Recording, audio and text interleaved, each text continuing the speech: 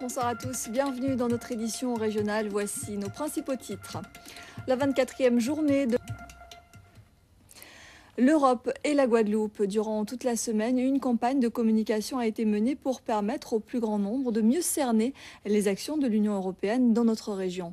L'Europe célèbre donc ses 60 ans d'existence en Guadeloupe, mais aujourd'hui, le projet de Robert Schuman, le père fondateur de l'Europe, se fête dans toutes les régions de l'Union européenne.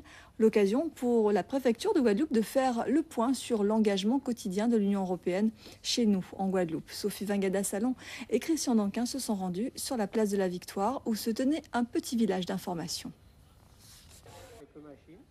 Le sommet des régions ultra-périphériques s'est tenu à Las Palmas, aux Canaries. Victorin Lurel, le président de la région Guadeloupe, a souligné la fragilité des RUP face à la concurrence des pays ACP. Il a réclamé un renforcement des mesures de sauvegarde pour les productions locales. Un mémorandum sur l'avenir des RUP sera soumis prochainement au Conseil européen. Sur place, Suliman Bagnan et Hervé Baraduc. Le coco dans tous ses états. Pour la 4e fois, le Centre associatif pour la promotion et l'évolution du Nord Grande Terre organisé le Festi Coco. Devant le stade de Petit Canal, 86 exposants s'étaient donné rendez-vous pour faire découvrir les multiples facettes de la noix de coco. Le reportage de Sophie Vingada-Salon et Daniel Quérin. Sa petit bouton décoratif. Direction Marie-Galante à présent, où Saint-Louis accueillait hier la 4e étape du Domino Tour. Organisée depuis novembre dernier par l'association JBA et l'opérateur de téléphonie mobile Digicel, cette compétition entend rassembler en un même lieu les plus fervents joueurs de domino. Le reportage de notre correspondant Laurent Bélanger. On va beaucoup parler de Cap Excellence cette semaine, c'est du théâtre. Greg Germain, le parrain de la manifestation, est arrivé cet après-midi.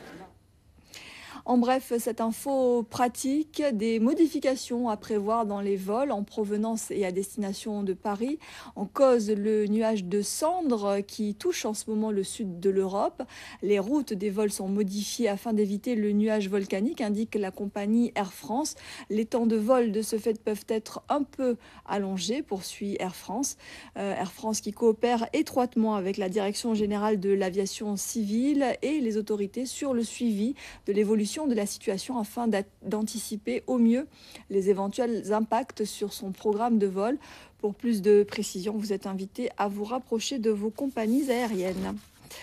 Place au sport à présent et ce dimanche, nous accueillons Pascal Pétrine qui va tout nous dire sur l'actu du week-end. Bonsoir Pascal. Bonsoir Laetitia, bonsoir à tous. Alors une page des sports très chargée ce soir. On commence par le football et la deuxième demi-finale de la Coupe de la Guadeloupe. Il n'y aura pas eu de surprise. Allez, on passe au basketball avec le tournoi Antilles-Guyane. Chez les filles, les Guadeloupéennes de la MJCA affrontaient l'Éclair de la Martinique, Pascal. Et toujours dans ce tournoi Antilles-Guyane, mais cette fois-ci chez les messieurs, la Martinique affrontait la Guyane. Et le Golden Lion. Et dans les playoffs de handball, deuxième confrontation des Mornaliennes du Zion-là face à la jeune équipe de l'ASUP. Le Zion gagne son billet pour la finale, Pascal. Effectivement, le handball côté messieurs cette fois-ci, l'Étoile rencontrait l'Intrépide de Sainte-Anne. Une formation d'Étoile championne en titre qui n'a pas eu... Le semi-marathon des Abîmes s'est couru hier après-midi, l'occasion pour les Kenyans de réaliser une véritable démonstration de force. À l'issue du parcours modifié, les Kenyans ont... Et puis hier, il y avait un autre rendez-vous qu'il ne fallait pas manquer, c'était le triathlon de Bémao sur le très beau site de la Friche, Pascal. Une épreuve... On parle de voile avec la Transat AG2R. À 48 heures de l'arrivée à Saint-Barth. Merci Pascal Pétrine pour ce point complet sur l'actualité sportive du week-end.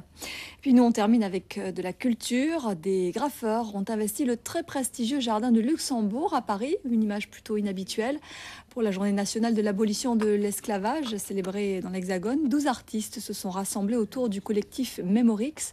En marge des cérémonies officielles, ceux qui ont l'habitude de peindre sur des murs ont laissé s'exprimer leur créativité sur des toiles pour célébrer la mémoire des esclaves. Reportage de Samia Déchir et Jean-Louis Ravalet, RFO Paris. Voilà, c'est la fin de cette édition. Merci à vous de nous avoir suivis. Votre soirée cinéma débute à 20h10 avec La Momie, suivie d'un autre film à 22h05, Le Roi Arthur. Prochain rendez-vous de l'info demain à 13h avec Eric Rayapin. Nous, on se retrouve demain soir. Très belle soirée à tous. Ça se comprend, déchiré,